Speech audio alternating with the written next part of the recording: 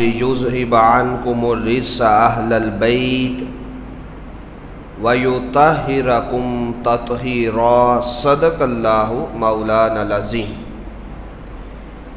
نہایت ہی واجب الاحترام معزز و محتشم سامعین گرامی قدر، اللہ رب العزت کا کروڑہ فضل اور اس کا احسان عظیم کہ اس نے ہم سب کو تاجدار کائنات صلی اللہ علیہ وسلم کی امت میں پیدا کیا۔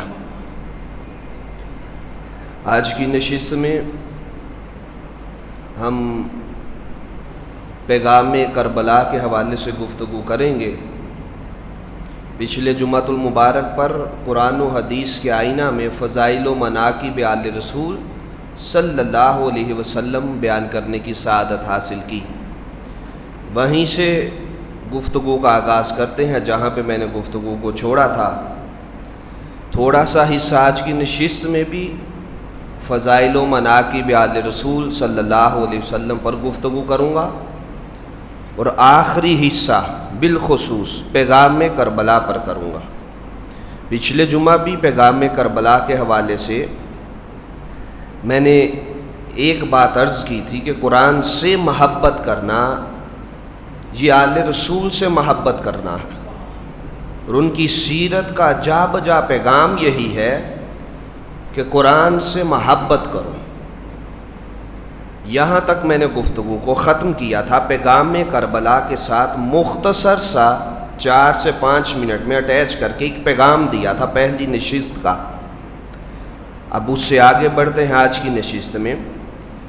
وَعَنْ زَيْدِ بْنِ أَرْقَمَ رضی اللہ تعالیٰ عنہ قال قال رسول اللہ صلی اللہ علیہ وسلم یوماً فینا خطیباً بماء یدعا خماً بین مکہ والمدینہ فحمد اللہ واثنى علیہ ووعد وذکر ثم قال اما بعد الا ایھا الناس انما انا بشر یوشک ان یاتینی رسول ربی فاجیب وانا تارک فیکم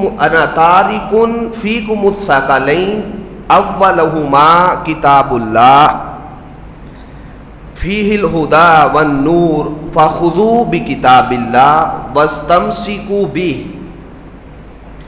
فحث علی کتاب اللہ ورغب فیہ ثم قال وأہل بیتی اذکرکم اللہ فی اہل بیتی اذکرکم اللہ فی اہل بیتی وفی روایت کتاب اللہ هو حبل اللہ من اتبعہ کان علی الہدی ومن ترکہ کان علی الضلالہ۔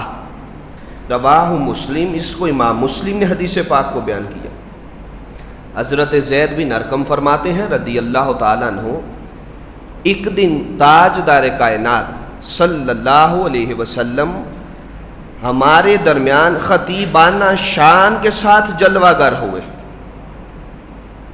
گویا کہ آقا صلی اللہ علیہ وسلم خود خطاب کر رہے ہیں، واعظ فرما رہے ہیں۔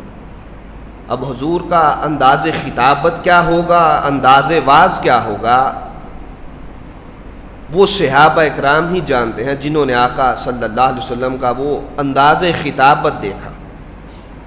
اب کوئی شخص خطیب ہے، خطاب کر رہا ہے، اس کا کوئی عنوان بھی تو ہوگا، جیسے آج کی نشست میں ہمارا عنوان ہے۔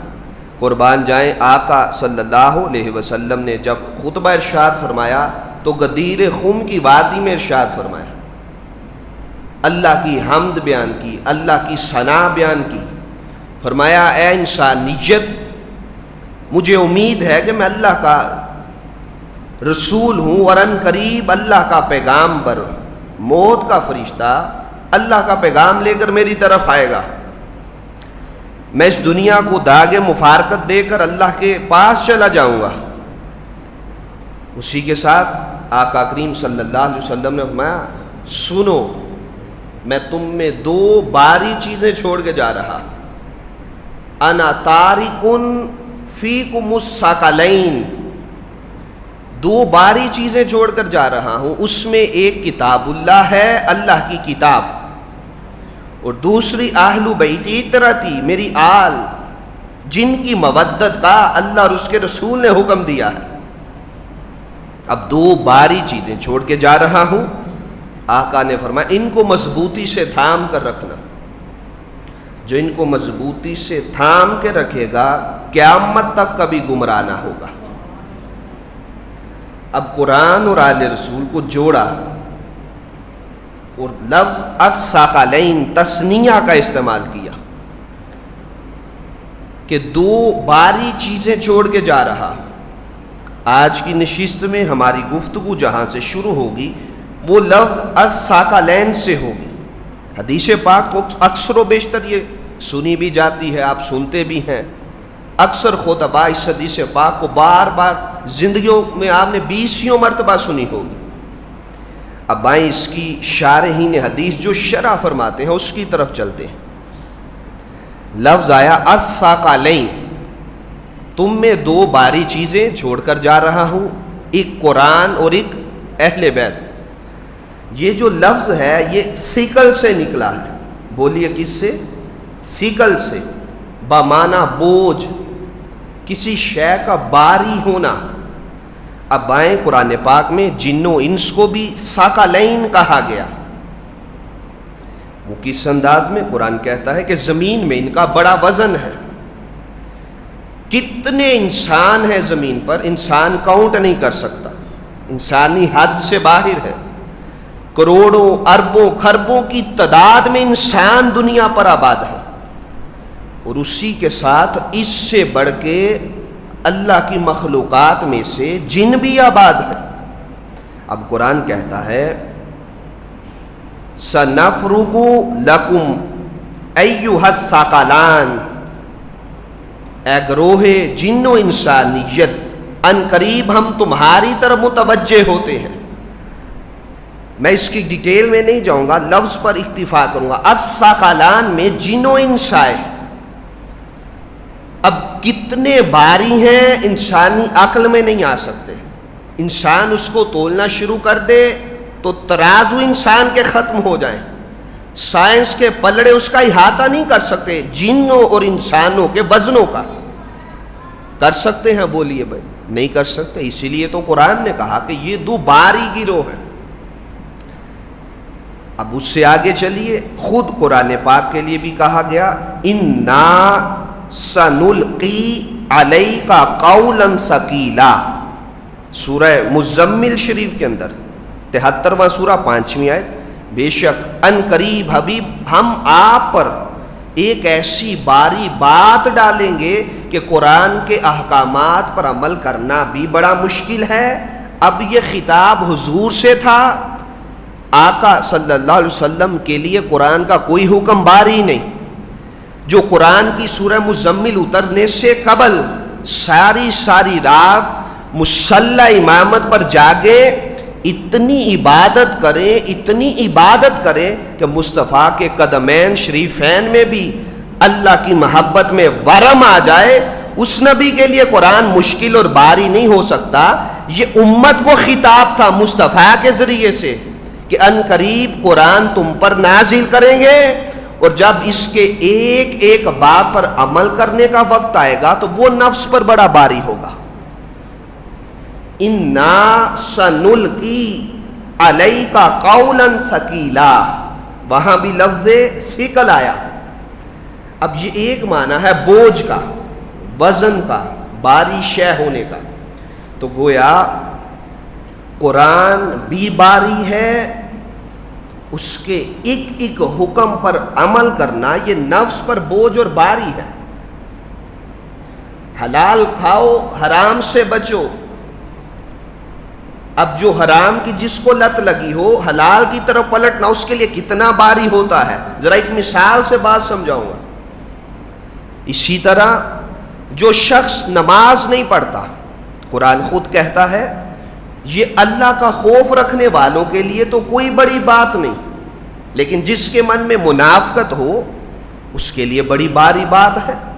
اب جو نمازی نہیں، اس کے سامنے انسان واز کرتا رہے اس کو اس سستی کے بوجھ سے نکال کر واپس لانا کتنا مشکل کام ہے۔ ایک شخص زکوٰۃ نہیں دیتا، سانپ بن کر بیٹھ گیا اپنے مال پر، اس کو قرآن کا یہ حکم بار بار سنائے، اس کو نفس نے جان سے میں لیا ہوا ہے، وہ نفس کے بوجھ کے تلے دبا ہوا ہے۔ جب انسان نفس کے بوجھ کے نیچے دب جاتا ہے تب رب کا قرآن بھی صادق آتا ہے کہ انسان قرآن کے ایک ایک حکم پر عمل کرنا یہ بڑا مشکل اور بھاری کام ہے۔ یہ ہے ثقیل کا معنی، ثقلین کا معنی، باری ہونے کا معنی۔ اب ہر انسان ذرا اپنے چشمے تصور میں لائے، کسی میں کوئی کمی ہے عمل کی، کسی میں کوئی کمی ہے، کوئی بد اخلاقی کی طرف چلا جاتا ہے، کوئی بے نمازی ہے، اس طرح کی جتنی ہمارے اندر برائیاں ہیں خود جانچ کے دیکھیں۔ کوئی جھوٹ بولتا ہے، کیا اس کو نہیں پتا جھوٹے پر اللہ کی لعنت ہے؟ اب قرآن کی آیت کو پرکھیں کہ ان قریب ہم تم پر ایک باری بات نازل کریں گے، گویا وہ قرآن ہوگا جس پر عمل کرنا نفس پر بڑا مشکل ہوگا، بوجھل ہوگا، باری ہوگا۔ میں نے چاہا کہ جہاں اس کے لغت کی تھوڑی سی تفسیر کروں وہاں تھوڑی سی اصلاحی پہلو پر بھی گفتگو گزرتے گزرتے یہاں سے کرتا چلوں۔ تو کیا معنی ثابت ہوا؟ باری کا۔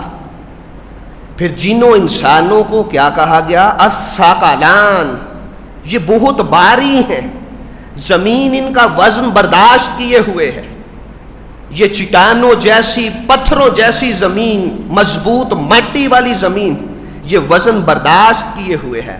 آؤ اب مصطفیٰ نے فرمایا میں تم میں دو باری چیزیں چھوڑ کر جا رہا ہوں، ایک کتاب اللہ، اگر اس پر عمل کرنا مشکل ہے تو گویا پتہ چلا کہ مصطفیٰ کی آڑ سے مودت کرنا بھی اتنا ہی مشکل کام ہے۔ یہ کوئی آسان کام نہیں۔ اور دور پر فتن کے اندر جہاں لوگ قرآن کے فلسفہ کی بات کریں، قرآنی فکر کی بات کریں، مفکر قرآن ہونے کا دعویٰ کریں، مفکر اسلام ہونے کا دعویٰ کریں، آقا نے حدیث میں ایسے ارشادات فرما دیے کہ جب ایسا وقت بھی آ جائے کہ لوگ خود کو مفکر قرآن اور مفکر اسلام کہلوائیں، یاد رکھنا ان کے من میں ایمان کو پرکھنے کے لیے ان کے سامنے ذکر آل رسول چھیڑ کے دیکھنا، اگر چہرے خوش ہو جائیں تو سمجھ لینا یہی پکا مومن ہے، اور اگر ذکر آل رسول سن کر اس کا چہرہ مرجھا جائے تو سمجھ لینا یہ پکا بے ایمان منافق ہے۔ گویا مصطفیٰ کے اوپر جو قرآن نازل ہوا وہ بھی عام کتاب نہیں تھی، سب سے عظیم کتاب، کل کتابوں کی سردار، کل صحائف کی سردار، اور جو مصطفیٰ کا گھرانہ ہے وہ بھی کل انبیاء کے گھرانے ایک طرف ہو جائیں، یہ کل انبیاء کے گھرانوں کا سردار ہے۔ یہ اعزاز ملا۔ کیا معنی ہوئے ثقلان کے؟ بارش ہے، آل رسول سے مودت کرنا یہ بھی نفس پر بڑا باری کام ہے، لیکن آسان کر دوں ہر کسی کے لیے نہیں، جو پکا نمازی ہے قرآن خود کہتا ہے اس کے لیے باری کام نہیں، جو متقی ہے اس کے لیے قرآن بڑا آسان ہے، تو جو پکا محبان آل رسول ہے اس کے لیے یہ باری نہیں ہے، اس کے لیے تو بڑا آسان کام ہے۔ پھر یہ باری کس کے لیے ہو جاتی ہے؟ جس کے عقیدے میں خرابی پیدا ہو جاتی ہے، جو اپنی من مانی طویلات کرنا شروع کر دیتا ہے، اور معاذ اللہ دو شہزادوں کی جنگ کہنے والے بدبخت لعین بھی ہوتے ہیں، پھر ان کے لیے آل رسول سے محبت کرنا یہ بڑا باری کام ہو جاتا ہے۔ اللہ پاک اس سے محفوظ رکھے۔ دوسرا معنی، اسی کا دوسرا معنی لغت کی کتب کے اندر ثقلان کا، ثقلین کا، ثقلان کا، ثقل کا، اٹھائیں کتب لغہ ڈکشنری، عربک ڈکشنری اٹھا کے دیکھیں، ان میں ایک معنی یہ بھی ہے زیب و زینت۔ بولیے کیا؟ قرآن کے اندر جو اللہ نے زینت رکھی، زینت حیات رکھی، زینت ایمان رکھی، زینت تقوی رکھا، زینت روح رکھی، روح کی زینت، روح کا سامان رکھا، اسی طرح آل رسول صلی اللہ علیہ وسلم بھی جس طرح قرآن ایمان کی اصل ہے، قرآن روح کا ذکر ہے، قرآن روح کا چین ہے، اطمینان قلب ہے، اسی طرح آل رسول کا ذکر کرنا وہ بھی ایمان کی کسوٹی ہے، وہ بھی ایمان کو لذت دیتا ہے اور انسان کے ایمان کو تر و تازہ کر دیتا ہے۔ زینت، یہ آل رسول صلی اللہ علیہ وسلم ایمان کی زینت ہے، یہ عقیدے کی زینت ہے، کردار کی زینت ہے، یہ کردار محمدی صلی اللہ علیہ وسلم کی زینت ہے۔ اور جہاں انسان کا عقیدہ اپنی انتہا کو پہنچے، اس میں آل رسول کی محبت اور مودت شامل نہ ہو، وہ عقیدہ کبھی زینت والا اور ایمان والا ہو ہی نہیں سکتا۔ یہ تھا اس کا دوسرا معنی۔ اب اسی طرح پھر آقا صلی اللہ علیہ وسلم نے فرمایا یہ دونوں کا دامن مضبوطی سے تھامو، فقط قرآن کا نہیں، میں قرآن کا دامن بھی تھامنا ہے اور مصطفیٰ کی آل کا دامن بھی تھامنا ہے۔ حتی یارد علی الحوض، خود آقا نے یہ خطبہ ارشاد فرمایا صحابہ اکرام کے جمع غفیر میں، تو گویا آل رسول کے فضائل بیان کرنا یہ سنت خدا بھی ہے، سنت مصطفیٰ بھی ہے صلی اللہ علیہ وسلم، اور اس کو سماعت کرنا یہ سنت صحابہ ہے۔ یہ کہنا یہ دین کا حصہ نہیں، یہ ایمان کا حصہ نہیں، یہی تو ایمان کا حصہ ہے، یہی تو دین کا حصہ ہے۔ آقا نے فرمایا یہ دونوں قرآن اور اہل بیت میں حوض کوثر پر ساقی کوثر بن کر امت محمدیہ کے پیاس سے گھبرائے ہوئے معاشر کے میدان کی شدت اور ہولناکیوں سے جب میرے پاس حوض کوثر پر پہنچیں گے، میں بر بر کر جام پلا رہا ہوں گا، سب تنہا تنہا تشریف لائیں گے، آل رسول اس دن بھی قرآن کے ساتھ لپٹ کر بارگاہ مصطفیٰ میں تشریف لائیں گے، یہ کبھی جدا نہ ہوں گے۔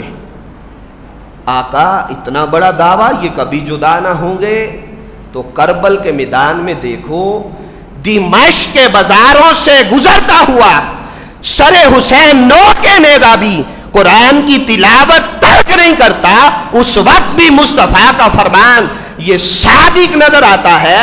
آؤ جس کو پہلے سمجھ نہیں آتی تھی میرے اس فرمان کی، آج آنکھوں سے دیکھ لے، تن سر سے جدا ہو کر بھی نو کے نیزہ قرآن کی تلاوت ترک نہیں کرتا ہے۔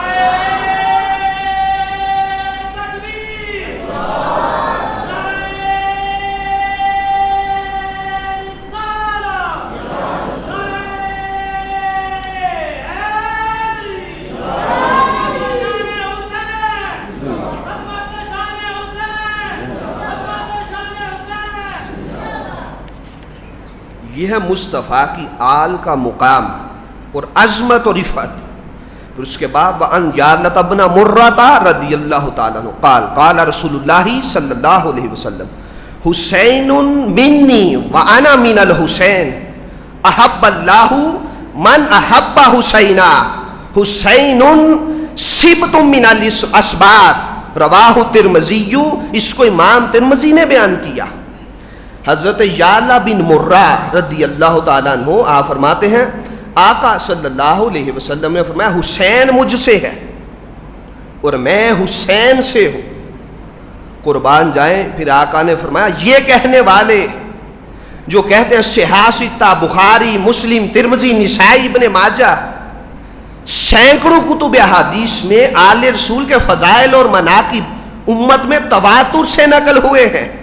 اس شخص کو اپنے ایمان کی فکر کرنی چاہیے، اپنے عقیدے کو پرکھنا چاہیے۔ یہ کہنا کہ یہ ایمان کا حصہ کہاں ہے، ابھی آگے چل کے اس پر اور ڈیٹیل سے گفتگو کرتا ہوں۔ آقا نے مولا تو ہر اس شخص سے محبت کر جو حسین سے محبت کرتا ہے، اگر یہ ایمان کا حصہ نہیں تو محبت حسنین، محبت حسین، وہ محبت خدا کیسے بن رہی ہے، وہ محبت مصطفیٰ کیسے بن رہی ہے؟ ایمان سے بتائیں، اگر ایمان کا حصہ نہ ہو اگر یہ امام سے اوپر بھی کوئی لفظ ہوتا تو ہم امام حسین کو اس سے اونچا درجہ دیتے. ایمانیت کو جو پناہ، کلمہ طیبہ کو جو بنا اور پناہ، دین کو جو پناہ امام حسین نے دی ہے وہ کسی اور نے نہیں دی. تو آقا نے فرمایا مولا تو اس سے محبت کر جو حسین سے محبت کرتا ہے. پھر میرے آقا نے فرمایا حسین اسباط میں سے ایک سبط کا نام ہے. اب آئیں اس پر بھی تھوڑی سی تفصیل لے لیں اس حدیث پاک پر. حسین منی، حسین مجھ سے ہے، وَأَنَا مِنَ الْحُسَيْنِ، اور میں حسین سے ہوں. پہلے جملے کی تو بڑی آسانی سے سمجھ آتی ہے کہ نواسا بیٹا باپ سے ہوتا ہے، لیکن بیٹے سے باپ کیسے ہو سکتا ہے اس کی سمجھ نہیں آتی. انسانی عقل یہاں پہ دنگ ہو جاتی ہے. اس کا جواب جہاں انسانی عقل دنگ ہو جاتی ہے، میرے استاد حضور شیخ الاسلام پروفیسر ڈاکٹر محمد طاہر القادری مدد ذلہ العالی نے فرمایا، آپ فرماتے ہیں کہ مجھے اس حدیث کی سمجھ اس دن آئی جب میں نے کتب تواریخ کھنگال کے پڑھی ہے، اور کربل کے میدان میں جو دین کو پناہ امام حسین نے دی ہے، اور جب سے سیدہ کی گود سے لے کے کربلا کے میدان تک مصطفیٰ حسین مصطفیٰ سے تھے، اور کربلا سے لے کے آج تک اور قیامت تک مصطفیٰ کا دین و حسین سے زندہ رہے گا. آپ فرماتے ہیں یہ کوئی مشکل بات نہیں کہ نواسے سے نانا کیسے ہو سکتا ہے، بیٹے سے باپ کیسے ہو سکتا ہے. یہ ایسے ہو سکتا ہے کہ کربل کے میدان میں جو دین کی حفاظت، امام کی حفاظت اور جو دین کو تحفظ امام حسین نے دیا ہے، اور دین کو بقا امام حسین کی وجہ سے ملی ہے، اب کربل سے لے کے آج تک اور قیامت تک مصطفیٰ حسین سے زندہ رہیں گے. اس پہ ڈیٹیل پہ گفتگو نہیں کرنا چاہتا اس سے آگے، کیونکہ آخری جو حصہ میں نے رکھا تھا گفتگو کا وہ تھا پیغام کربلا. بولیے کیا؟ پیغام کربلا. اب مقصدیت شہادت کیا ہے؟ فضائل اور مناقب پر ہم ساری زندگی بھی گفتگو کرتے رہیں مصطفیٰ کی آل کے تو وہ ختم نہیں ہو سکتے. کہ ہو سکتے ہیں؟ ختم نہیں ہو سکتے. آئیں دوستان مکرم مقصدیت کربلا کو سمجھیں، اس شعور کو اجاگر کریں. آج ضرورت اس امر کی ہے کہ اس حصہ کو سمجھا جائے، پیغام کربلا کو سمجھا جائے. اگر یہ ذاتی یا شخصی جنگ ہوتی تو کبھی 72 تن کربلا میں شہید نہ ہوتے. ذاتی اور شخصی جنگ میں سر کی بازی کوئی نہیں لگاتا، راہ فرار اختیار کر جاتا ہے. گویا پہلا نقطہ یہ ہے، خلاصتاً سمرائز گفتگو کروں گا انشاءاللہ. پہلا نقطہ یہ ہے، خلاصہ اگر نکالیں سارے مشن حسین کا، امام حسین علیہ السلام کے مشن کا، اگر ذات کی جنگ ہوتی تو کبھی سر تن سے جدا نہ ہوتا، سمجھوتا ہو جاتا. یہ جنگ تھی امت محمدیہ صلی اللہ علیہ وسلم کی، یہ انسانیت کی جنگ تھی، یہ امام کو تحفظ دینے کی جنگ تھی، اسلام کو بقا دینے کی جنگ تھی. اور جو بدعتوں کو رواج دیا جا رہا تھا یزید کے دور میں، ماں بہن کا فرق ختم، حلال حرام میں فرق ختم، قوم کا خزانہ لوٹا جا رہا، فرق ختم، عدل کی دجیاں بکھیری جا رہی ہیں، انصاف نہیں ملتا، ظلم عام، بربریت عام، قتل و غارت گری عام، خون عام. جو خون اشام بیڑیے بن چکے ہو وقت کے جابر ڈکٹیٹر ظالم، ان کے خلاف علم جہاد بلند کرنے کا نام، اس کو پیغام کربلا کہتے ہیں، اس کو حسینیت کہتے ہیں. آئیں جس کے لیے امام حسین نے یہ مارکا کربلا بپا کیا، اس کے 8 سے 9 پوائنٹ وہ میں آپ کے سامنے رکھنا چاہتا ہوں. جس کو امت کی اتھارٹیز نے قبول کیا اور اہل فکر و دانش نے اس کو قبول کیا. اور علامہ اقبال رحمۃ اللہ تعالی علیہ نے اپنے اشعار کے اندر فکر حسین کو بند کیا. سب سے پہلے بڑی خاص توجہ دیں اس وقت یہاں پر. امام حسین علیہ السلام جیسا لیڈر امت کے اندر خلفائے راشدین کے بعد تو نہیں ہو سکتا. نہ قیامت تک اب کوئی دوسرا حسین پیدا ہو سکتا ہے. ایک اچھا ڈرائیور ہو، اچھی گاڑی چلانے والا ہو، تو اگر اس کے سامنے سے کوئی گاڑی غلط چلا رہا ہو اس کو کتنی جلدی پتا چلے گا؟ بولیے. اس کو فوراً 1 سیکنڈ میں پتا چلے گا کہ یہ ایکسیڈنٹ کرے گا یا یہ غلط پٹری پہ چڑھ چکا ہے، اب منزل پر نہیں جا سکتا. میں ایک مثال دے کے پھر لیڈرشپ کی طرف، قیادت کی طرف، امامت کی طرف، ولایت کی نگاہ کی طرف لے کر چلوں گا. اگر عام اس دنیا کا کاریگر، ڈرائیور، اچھا استاذ کسی فن کا، اس کے سامنے کوئی شے بگڑ رہی ہو وہ فوراً جانچ لیتا ہے. اچھا حکیم ہو نبض پکڑ کے تشخیص کر دیتا ہے. نہ باز اثر ہو امت کے اندر، وہ امت کی نبض پکڑ کر اس کا علاج کر دیتا ہے. تو امام حسین سے بڑھ کر نہ کوئی قیادت تھی، نہ کوئی لیڈر تھا، نہ کوئی ولایت تھی، نہ کوئی امامت تھی اس وقت، اور نہ کوئی آپ کا ثانی تھا اس وقت میں، نہ آپ سے بڑا نہ باز اثر تھا اس وقت میں. آپ نے دیکھ لیا کہ اب امت محمدیہ میں خلافت راشدہ کو کاٹ کر بادشاہت کو پرموٹ کیا جا رہا ہے، اور آپ کی نگاہ ولایت و امامت اس جگہ دیکھ رہی تھی جہاں اس دور کی کوئی نگاہ خال خال نگاہیں تک رہی تھی. یہ اعزاز اور یہ فضائل مصطفیٰ نے حسین کو ایسے نہیں دیے تھے. آقا نے فرمایا تھا حسن میں میری سخاوت جھلکتی ہے، حسین میں میری شجاعت جھلکتی ہے. جب شجاعت مصطفیٰ دکھانے کا وقت آیا تو امام حسین نے نانا کا منبر بھی چھوڑ دیا، اور ساری دنیا حج کر رہی ہے، کعبے کا طواف کر رہی ہے. امام حسین نے کہا حسین کی فکر یہ ہے کہ جب دین مصطفیٰ کی دجیاں اڑائی جا رہی ہوں، نہ میں منبر پر بیٹھنا حلال سمجھتا ہوں، نہ کعبے کا طواف کرنا جائز سمجھتا ہوں.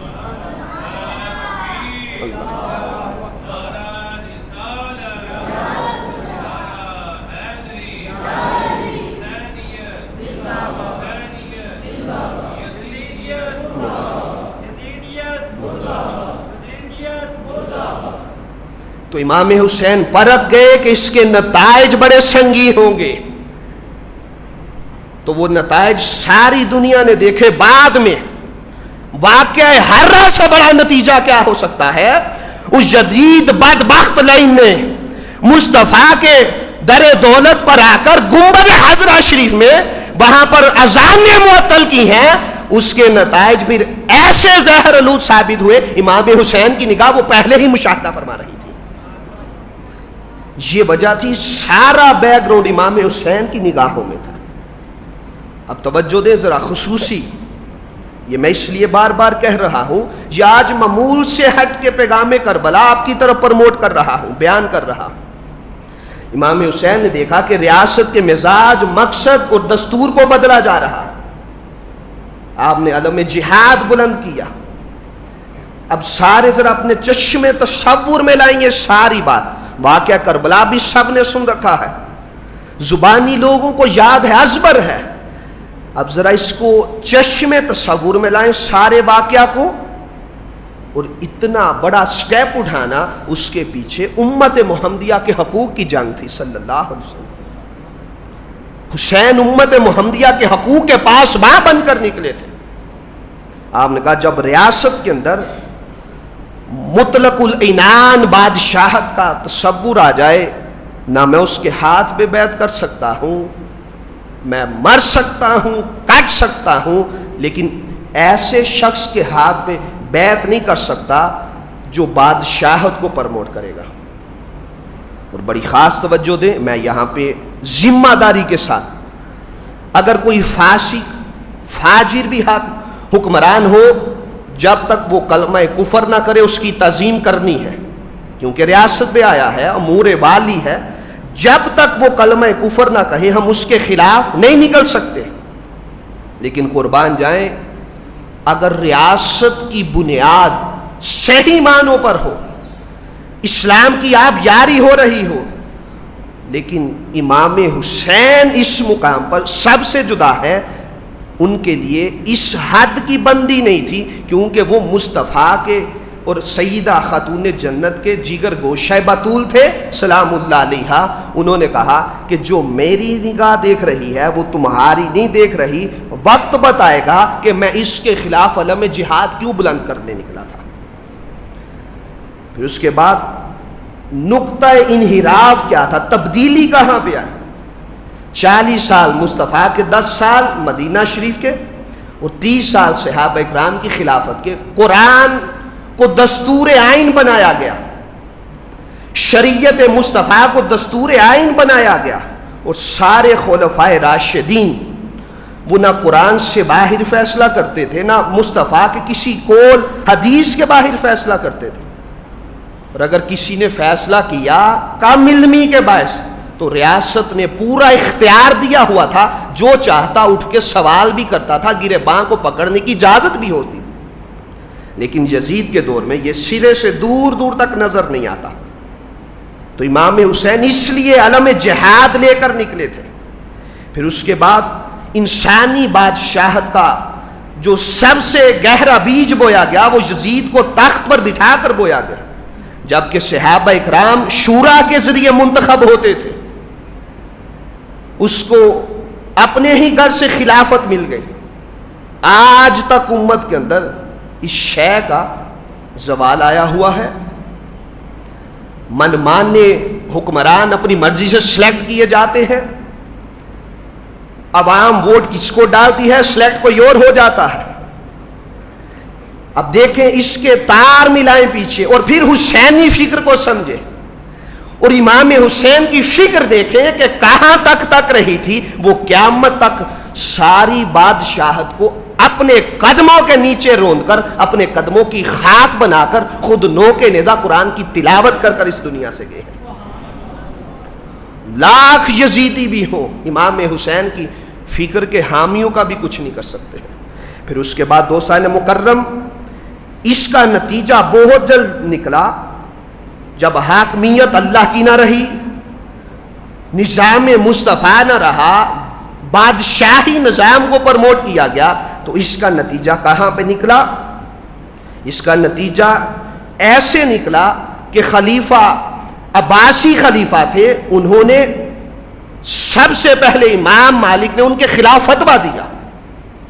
آپ نے کہا کہ میں اس کو خلیفہ نہیں مانتا، حاکم نہیں مانتا، جو اپنی مرضی سے یا لوگوں کو اپنے ساتھ ملا کر خود اپنی مرضی سے یا زبردستی مسند خلافت پر، حاکمیت اعلیٰ پر آ کر بیٹھ جائے یا مسند ریاست پر بیٹھ جائے۔ سب سے پہلے امام مالک نے عباسی خلیفوں کے خلاف فتویٰ دیا، آپ کو سرے بازار چوک کے اندر کوڑے بھی مارے گئے، اور اتنا لہو لہان کیا گیا کہ آپ کی آہیں نکل گئیں، لیکن اس مرد حق نے بھی امام حسین کی فکر کا دامن نہ چھوڑا، کہا تم جتنا ظلم کرو گے امام حسین سے بڑا ظلم امام مالک پر نہیں ہو سکتا ہے۔ حسینی فکر کے حامل لوگ ہر دور میں رہے، اور یزیدی فکر کے حامل بھی ہر دور کے اندر رہے۔ پھر اس کے بعد اس نے امر بالمعروف نہی عن المنکر کا فریضہ بھی سرے سے اس کو اکھاڑ کے رکھ دیا۔ کسی کو اجازت نہیں تھی کہ وہ حق کو حق کہہ سکے، برے کو برا کہہ سکے، اچھے کو اچھا کہنے کی اجازت بھی نہیں تھی۔ ایسا ہی ہوتا تو پھر امام حسین سے بڑا اچھا تو کوئی نہیں تھا۔ پیچھے سے پریشر آ جاتا، اس نے کہا جو کچھ مرضی ہوتا ہے ہو، اب امام حسین تمہارے ہاتھ سے نکلنے نہ پائیں، اگر ان کو شہید بھی کرنا پڑے، قتل بھی کرنا پڑے تو قتل کر دو، مجھے یا حسین کا ہاتھ چاہیے یا حسین کا سر چاہیے۔ دوستان مکرم، اس نے ہر قسم کی اسلامی دستور کی دجیاں بکھیر کے رکھی، تاریخ اس کی شاہد ہے، شراب کو حلال کیا، ماں بیٹی کے حقوق کو پامال کیا، پھوپھیوں کو حلال کرنا شروع کیا، خالاؤں کو حلال کرنا شروع کیا، بہن تک کو حلال کیا، مسجد نبوی کی حرمت کو پامال کیا، کعبہ کو منجیکوں کے ساتھ، اس نے توپوں کے ساتھ اکھاڑا معاذ اللہ، اس نے کعبے کے اندر مدینہ پاک کے اندر اذانوں کو معطل کیا۔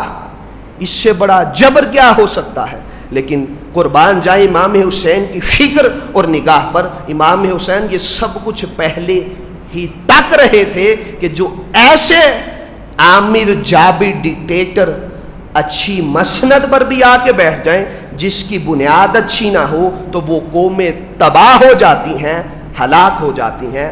اس دور میں ضرورت اس امر کی ہوتی ہے کہ پھر سے کوئی قافلہ حسینی لے کر نکلے اور وقت کے جابر و ظالم و ڈکٹیٹروں کے سامنے حسینی فکر کو اجاگر کرے۔ مرنا تو سب نے ہے، لیکن امام حسین نے مرنے کا حق بھی ادا کر دیا اور جینے کا حق بھی ادا کر دیا۔ نہ کوئی حسین جیسا جی سکتا ہے، نہ کوئی حسین جیسا جام شہادت نوش کر سکتا ہے۔ قتل حسین اصل میں مرگ یزید ہے، اسلام زندہ ہوتا ہے ہر کربلا کے بعد۔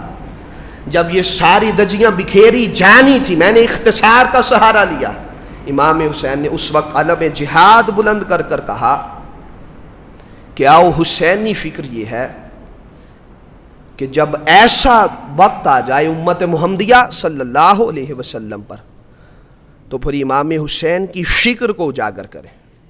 آئیں دوستان مکرم، علامہ اقبال رحمۃ اللہ تعالی علیہ نے اسی فکر کو پروموٹ کیا۔ توجہ دیں، میں آخری چند باتیں آپ کے گوش گزار کر کے انشاءاللہ یہ فکر حسین کا موضوع یہیں سے میں آگے چلاؤں گا۔ علامہ اقبال نے کہا، گر تمہیں خواہی مسلمان زیستن نیست ممکن جز با قرآن زیستن، اگر تم مسلمان بن کر جینا چاہتے ہو تو امام حسین کی طرح قرآن سے محبت کیا کرو۔ آئیں قرآن سے محبت کریں۔ اور اقبال کہتے ہیں ساری زندگی مجھے قرآن کے رمز اسرار اس سے میں واقف نہیں ہو سکا، لیکن جب میں نے کربل میں امام حسین کا آخری سجدہ دیکھا، حق کا سجدہ، سچ کا ساتھ، علم کا بول بالا، اسلام کا بول بالا، ایمان کو عروج، ایمان کو طاقت دینے کا وقت آیا اور اسلام کو اوج ثریا پر پہنچانے کا وقت آیا، تو آپ فرماتے ہیں حسین نے سر سجدے میں رکھا۔ جمعہ کا وقت تھا، 10 محرم الحرام تھی، شمر ذل جوشن آپ کے چھاتی پر سوار تھا۔ آپ نے کہا لیکن پیچھے ہٹ، آخری وقت بھی مجھے اپنے رب کے حضور دوگانہ نفل اور سجدہ ادا کر لینے دیں۔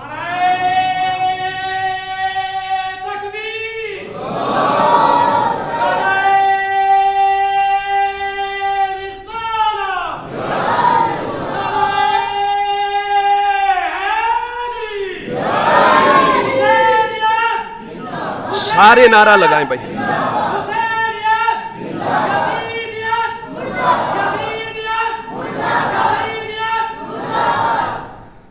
آپ نے فرمایا پیچھے ہٹ، مجھے رب کے حضور دوگانہ نفل ادا کر لے دینے، نماز جمعہ فرض ادا کر لینے دے۔ دوستان مکرم، جہاں وقت کے جابروں کے سامنے کھڑا ہونا اور اپنا ہاتھ کسی پلید کے ہاتھ میں نہ دینا، اب تو اللہ ماشاءاللہ قوم کے حالات اتنے تنزلی کا شکار ہیں، ایک بریانی کی پلیٹ پر ساری قوم اپنی ماں کا سمجھوتا کر جاتی ہے اور اپنے اوپر ایسے ایسے حاکموں کو لے بیٹھی ہے جن کے نہ ایمان کا پتہ، نہ دین کا پتہ، نہ تحفظ ختم نبوت رسالت کا پتہ۔ امام حسین نے فکر یہ دی، ہم اس کو اپنا حاکم تصور کرتے ہیں جو مصطفیٰ کے کردار کا امین، جو قرآن کو نافذ کرے، شریعت مصطفیٰ کو نافذ کرے، ایسے کے ہاتھ پہ حسین بھی بیعت کر سکتا ہے۔ اور جتنے حسینی ہیں ان کو دعوت فکر یہ ہے، اگر ایسے لوگ آ جائیں نہ ان کا ساتھ دے، کم از کم ایمان کا سب سے نچلا درجہ یہ ہے ان کو دل سے تو برا جانو، اگر ان کے خلاف نہیں نکل سکتے، ان کا ساتھ نہ دے، ان کی کسی بات پر ان سے سمجھوتا نہ کرے، دل سے ہی برا جان لے، تب بھی حسینی فکر کا کم از کم ادنا سا حق ادا ہو جائے گا۔ جس میں جرت ہے، طاقت ہے، وہ 62-63 کے آئین کو پرموٹ کرتے ہیں۔ یہ دنیا شاہد ہے، گواہ ہے، میں علی سبیل تنزل، حضور شیخ الاسلام نے 72 دن اسلام آباد کی سڑکوں پر دھرنا دیا جہاں ان کی نگاہ تکتی تھی. انہوں نے کہا اگر ابھی اپنے حقوق کے لیے نہیں نکلو گے تو تمہارے ساتھ ناانصافی ہوگی، ظلم ہوگا، جبر ہوگا. یہ جبر دن بدن بڑھتا جائے گا، کم نہ ہوگا. آج سارے لوگ 12 سال 14 سال گزرنے کے بعد اپنے گریبانوں میں جان کر دیکھے، خود فیصلہ کرے. اس مرد حق کی کہی ہوئی باتیں 70 سے 80% ایسے صادق آ رہی ہیں. اب قوم کہتی ہے کہ وہ تو فلاں ملک میں جا کے بیٹھے ہیں، تو جب وہ سڑکوں پر آوازیں دے کر پکار رہے تھے اس وقت تم نے ساتھ نہیں دیا. اب انتظار کرو اور اس چکی کے اندر پیستے رہو کہ کب پھر کوئی حسینی فکر کا علم بردار اٹھے. یاد رکھنا یہ دنیا انسان کی فانی ہے. جب تک امام حسین جیسا حق لینے والے ہم نہیں بنیں گے، اب تب تک وہ ہمارے درمیان آ کر ہمارا ساتھ نہیں دے سکتے. آؤ سارے دوست اس بات کا تہیہ کریں، اپنے من میں، تن میں، ایمان میں، روح میں، سر میں امام حسین کے پیغام کو اجاگر کرے. وہ وقت دور نہیں جب ہم حسینی مشن کے سالار بن کر اونو محمد کی سیرت کا عکس بن جائے، قاسم اور عسکر کی سیرت کا عکس بن جائے اور ان کو آواز دے وہ ہمارے درمیان موجود نہ ہو. یہ ساری کمی ہمارے اینڈ سے ہے. ایمان سے بتائیں ہے کہ نہیں؟ اگر ہم نے ساتھ دیا ہوتا یہ ساری قوم 22-24 کروڑ میں 50 لاکھ لوگ بھی نکل آتے، سارے کا سارا انقلاب بھی آ جاتا، یہ جابر و ظالموں کا خاتمہ ہو جاتا اور ڈکٹیٹرشپ کو قدموں کے نیچے روندا جاتا. یہی وجہ ہے کہ امام حسین کو ان کے فضائل مناقب کی ساری باتیں کرتے ہیں، لیکن جب فکر حسین اپنانے کا وقت آتا ہے تو بڑے بڑے لوگ یہاں سے راہ فرار اختیار کر جاتے ہیں. یہ امام حسین کی سیرت کا پیغام ہے. اور علامہ اقبال نے کہا تھا نکل کر خانقاہوں سے ادا کر رسم شبیری کہ فقر خان کا ہی یہ فقط اندو و دلگیری ہے. امام حسین کی سیرت کو دیکھ، واز کرنا، چوگا پہننا، جبہ دستار پہننا، یہی سب کچھ دین ہے. تو امام حسین سے بڑی مسلک نانا کا منبر وہ کسی کے پاس نہ تھا، اور امام حسین سے بڑی صدارت وہ مصطفیٰ صلی اللہ علیہ وسلم کے نواسے تھے. ان سے بڑا نہ کائنات میں کوئی پیر ہے، نہ ان سے بڑی کائنات میں کسی کے پاس جگیر ہے جو جنت کے والی، مالک، آقا، جن کے اشاروں سے جنت باندھ دی جاتی ہے. اقبال کہتے ہیں نکل کر خانقاہوں سے ادا کر رسم شبیری. رسم شبیری یہ ہے کہ بڑے بڑے پیر اور بڑے بڑے وقت کے ملا وہ سمجھوتا نہ کریں وقت کے حاکموں سے، بلکہ امام حسین کی طرح نکل کر خواجہ اجمیر کی زبان میں شاہ است حسین، پادشاہ است حسین، دین است حسین، دین پناہ است حسین، سرداد نہ داد در دست یزید حقا کے بنا لا الہ است حسین. خواجہ اجمیری نے سارے قلم توڑ دیے. آپ میں شاہ بھی حسین، بادشاہ بھی حسین، دین بھی حسین، امام بھی حسین، اسلام بھی حسین، کلمہ طیبہ کی بنا بھی حسین ہے. ہر شے کی ایک بنا ہوتی ہے، اسلام کی بنا وہ امام حسین ہے. کس وجہ سے؟ آپ فرماتے ہیں یزید کے ہاتھ میں ہاتھ نہ دینا، اسی کو کلمہ طیبہ کی بنا کہتے ہیں، اسی کو حسینیت کہا کرتے ہیں. دوستان مکرم، یہی وجہ ہے. علامہ فرماتے ہیں حقیقت ابدی ہے، مقام شبیری بدلتے رہتے ہیں، انداز کوفی و شامی، کوفہ والے بدل جائیں، شام والے بدل جائیں، حقیقت ابدی ہے مقام شبیری. اسی شعر سے پیغام کربلا کی گفتگو آگے بھی چلاؤں گا. اللہ پاک ہم سب کو مشن حسینی کا علم بردار بن کے جینے کی توفیق عطا فرمائے، امام حسین کے مشن میں شامل فرما کر اور ان کے سائے رحمت میں قیامت میں ہمیں ان کی شفاعت بھی نصیب فرمائے. آمین. وما علینا الا البلاغ المبین.